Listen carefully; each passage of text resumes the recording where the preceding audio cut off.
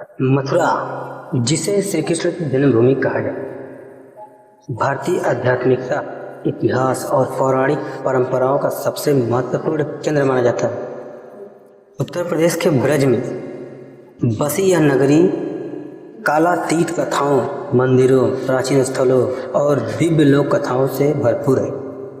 मथुरा का नाम आते ही भक्त के मन में श्री कृष्ण के बाल रूप, यशोदा की ममता, कंस का अत्याचार और भक्ति व प्रेम से भरी गोपियों की स्मृतियां जाग उठती हैं।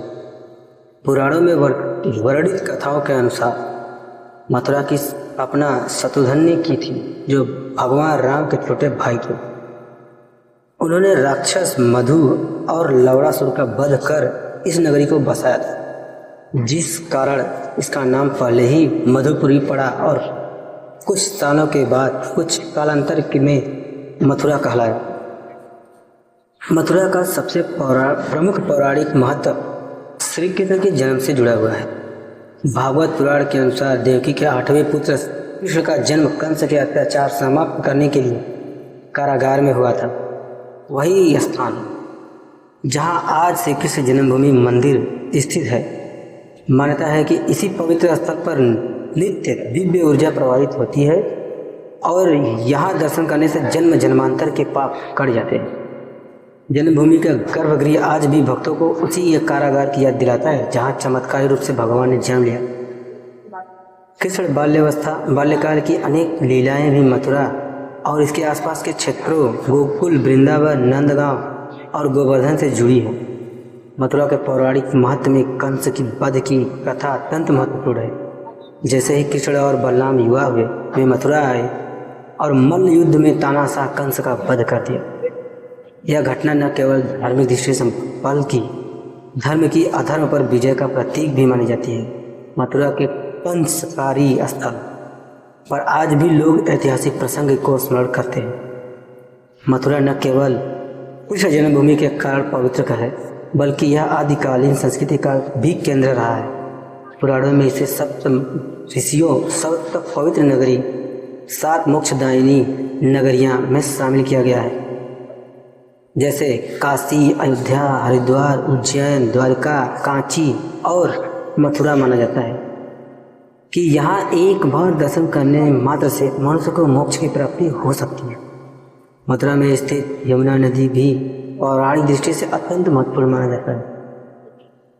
यमराज की बहन यमुना के दर्शन और स्नान से मनुष्य के जीवन में पापों का क्षय हो जाता है। कृष्ण का बचपन यमुना तट पर बिताया गया। यहाँ इन्होंने कालिया नाग का दमन किया, जिससे यह स्थल अत्यंत पवित्र माना जाता है। आज भी भक्त यमुना स्नान को पुण्यदायी मानते हैं। मथुरा का महत्व यहाँ की संस्कृति से ही भी झलकता है। यहाँ का होली महोत्सव, लट्ठमार होली, कृष्ण जन्माष्टमी, रासलीला और दीपदान देश विदेश के लाखों श्रद्धालुओं को आकर्षित करते हैं। मथुरा की रासलीलाएं हिंदू संस्कृति के दिव्य प्रेम और भक्ति आध्यात्मिकता आनंद की प्रतीक है। यह केवल नृत्य नहीं, बल्कि कृष्ण और राधा का प्रेम का दिव्य संदेश है।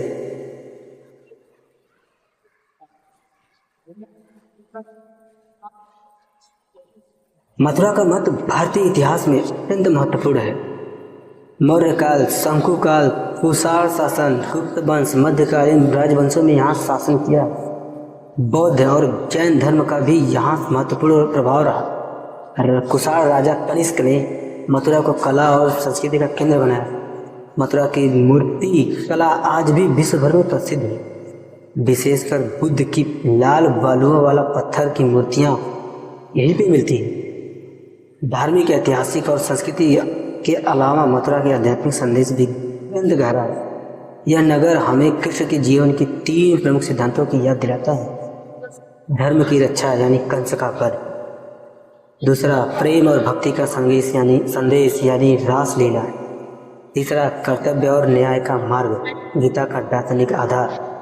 आज भी भक्त मथुरा में आकर यह अनुभव करते हैं कि यह स्थान केवल शहर नहीं, बल्कि प्रेम, आध्यात्मिकता का जीवंत तीर्थ है।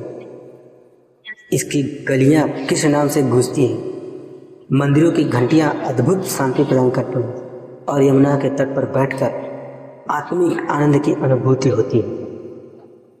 यहाँ स्थित द्वारिकाधीश मंदिर, विश्राम घाट, भूतेश्वर महादेव, कुसुम सरोवर और रणछोड़ मंदिर भी मथुरा में धार्मिक गौरव को बढ़ाते हैं। विशेष रूप से भूतेश्वर महादेव का महत्व इसलिए है क्योंकि वे मथुरा के क्षेत्रपाल देवता माने जाते हैं। मान्यता है कि किसी भी धार्मिक यात्रा की शुरुआत इन्हीं के दर्शन से करनी चाहिए।